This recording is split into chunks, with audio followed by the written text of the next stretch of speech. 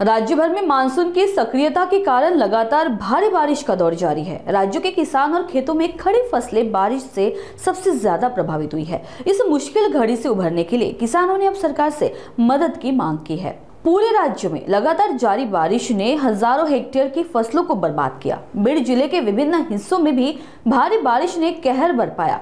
बारिश से खरीफ सीजन की फसलें पूरी तरह नष्ट हो गई। इससे किसान आर्थिक संकट से जूझ रहे हैं।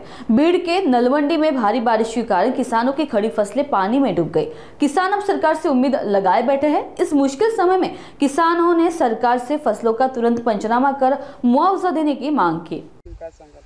भरपूर पाऊस झाला आहे, पाण्यामुळे लय नुकसान झाली शेतीची। आतापर्यंत इतका खर्च केला, खत बी खुरपणी फवारणी सगळा खर्च केल्याच्या नंतर आता पीक यायचं त्यावेळेला असली इतकी नुकसान झाली।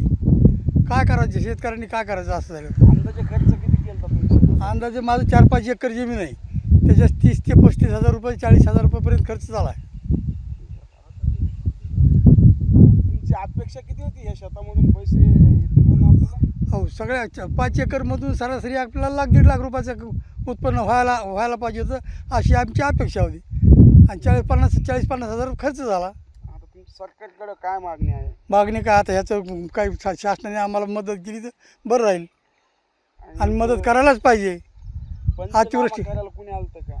अतिवृष्टीचं नाही कुणी नाही आलं, कोणीच नाही आलं आतापर्यंत कुणीच नाही आलं। तिथं चौकडून पाणी आहे आणि सगळ्या पिकाला पाणी लागलेलं आहे। बाजरी आहे, सोयाबीन आहे, कापूस आहे, असं अतोनात नुकसान झालं आहे। तर आम्हाला काहीतरी शासनाने मदत दिली पाहिजे। काहीतरी म्हणण्यापेक्षा 50,000 जरी हेक्टरी मदत दिली ती तुटपुंजी आहे। कारण का आतापर्यंतचा खर्चच हेक्टरी 40 ते 50 हजार रुपये झालेला आहे। आणि आता तुमचं शासनाकडे काय आव्हान असेल?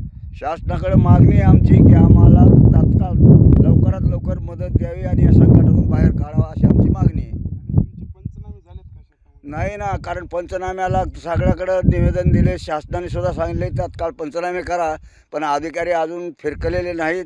त्यांनी सुद्धा तात्काळ येऊन प्रत्येक शेतकऱ्याचा पंचनामा करून जास्तीत जास्त मदत कशी मिळेल असं केलं पाहिजे आणि आमची अपेक्षा आहे की जास्तीत जास्त सरकारने मदत दिली पाहिजे।